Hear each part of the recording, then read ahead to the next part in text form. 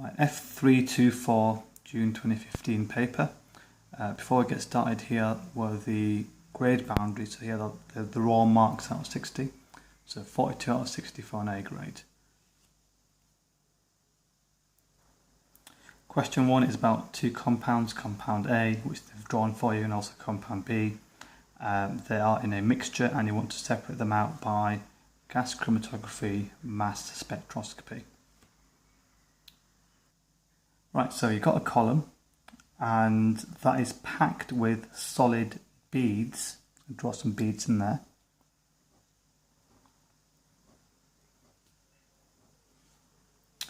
Right, so you might think, well, as the compound A and compound B pass through, because these are solid beads, it's going to be separation by adsorption.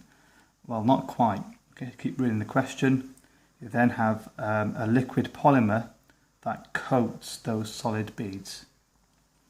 So as compound A and B are passing through the column, they're going to interact with liquid stationary phase, and therefore it's going to be separation by relative solubility.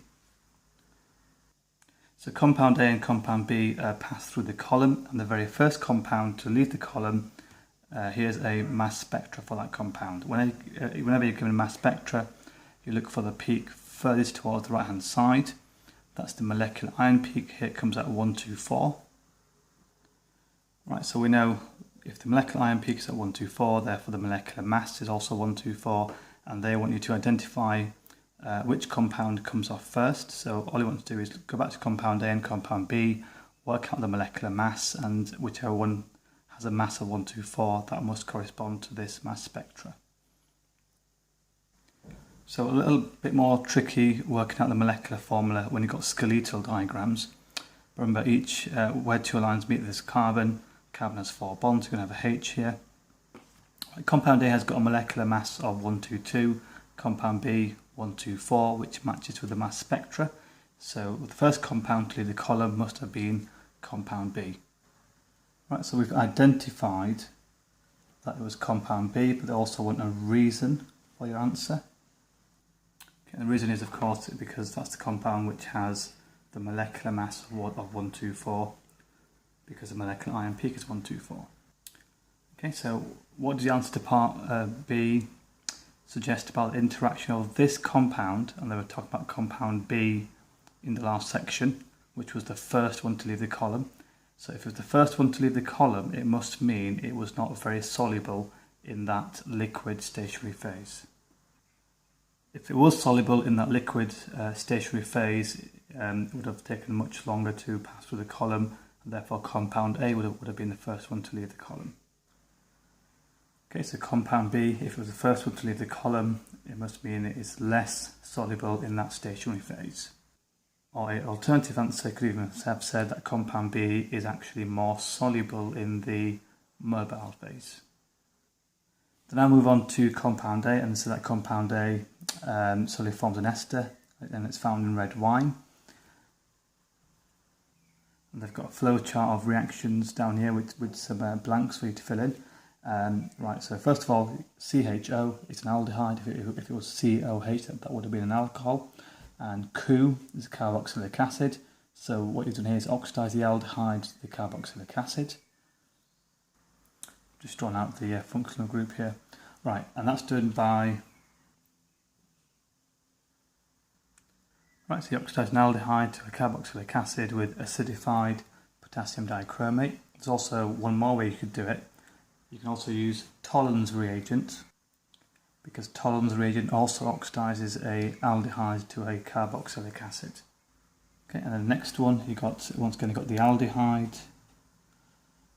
Right, there's your benzene ring.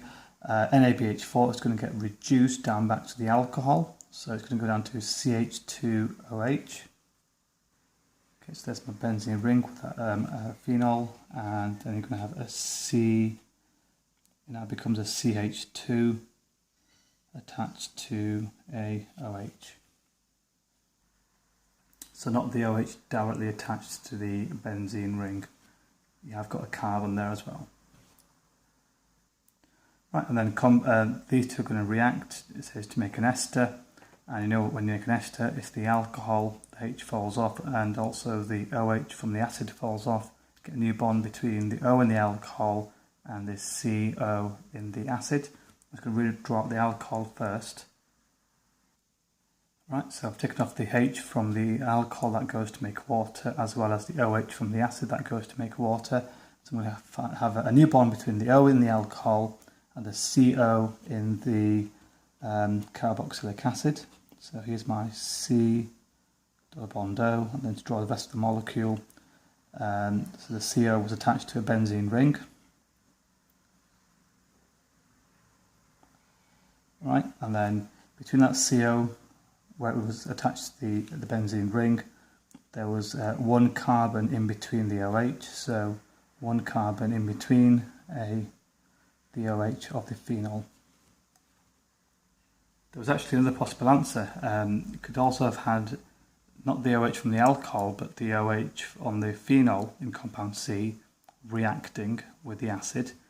And if that was the case, then you would make, just redrawn that molecule with the O pointing upwards. I've got space to draw the rest of the molecule, the ester.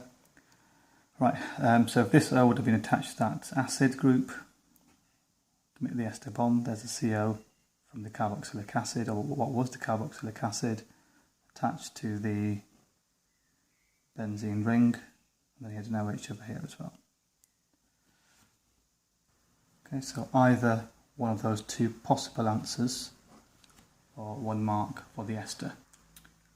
Next, you wanted the curly arrow mechanism for the reduction of compound A into compound C. Right, and you know that happens via sodium borohydride, which is a source of H- ions. Okay, first arrow is going to come from the lone pair. It's going to be attracted towards that carbon because that's carbon delta plus and O delta minus. Right, simultaneously the CO bond breaks, so arrow from the bond towards that oxygen. And that was the first 2 marks for those first 2 arrows. Also note that I've drawn out through the functional group fully displayed. That tends to help with these curly arrow mechanisms. Right, so here's this extra H that's been added in, the H minus. Next step, you have water. Again, show the dipoles, delta plus, delta minus. Lone pair on that O, it's got negative charge. Right, arrow from the lone pair towards that H delta plus, you're making a new OH bond. Simultaneously, this HO bond breaks.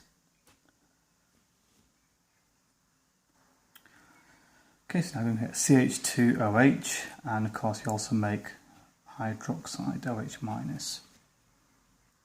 There's no actual mark in this question for the product, just for the arrows and the intermediates.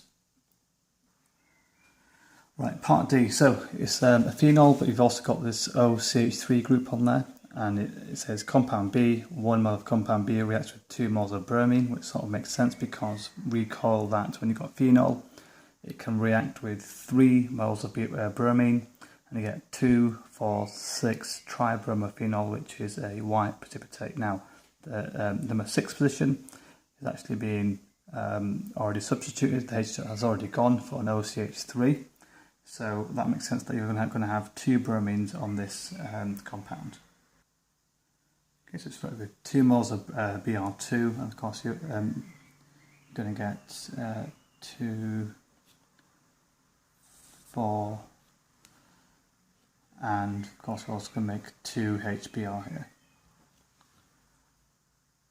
Although the mark scheme did actually say that the dye substitution allowed the bromines on any 2 positions.